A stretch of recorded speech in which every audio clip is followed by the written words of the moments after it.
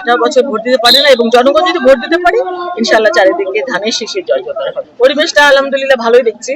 আর এইরকম পরিবেশ থাকলে প্রত্যেকটা ভোটার যদি তার নিজের ভোটটা দিতে পারে এভাবে, প্রত্যাশা আলহামদুলিল্লাহ অনেক ভালো। কারণ এবার কাজ করতে গিয়েও বুঝেছি যে জনগণের পরিবর্তন চায়, 18 বছর ভোট দিতে পারে না, এবং জনগণ যদি ভোট দিতে পারে ইনশাআল্লাহ চারিদিকে ধানের শীষের জয় জয়কার হবে। গত রাতে অনেক জায়গায় মানে একটা বিশৃঙ্খলা বা জামাতে ইসলামী অনেক অনেক জায়গায় আমরা মানে দেখেছি যে বিশৃঙ্খলা করার চেষ্টা করেছে, কেন্দ্রে ঢুকেছে, এবং অনেক জায়গায় অনেক বাস, তারপর মানে হরকিক স্টিক, তারপরে ইটের টুকরা, এগুলো অনেক কিছু পাওয়া গেছে। তারা একটা ঝামেলা করার তো অবশ্যই চেষ্টা করেছিল এবং এখনো হয়তো চেষ্টা করবে, কিন্তু আমি আশা করি সচেতন নাগরিক এখন সবাই এরা প্রতিহত করবে এবং ভালো একটা ভোট হবে।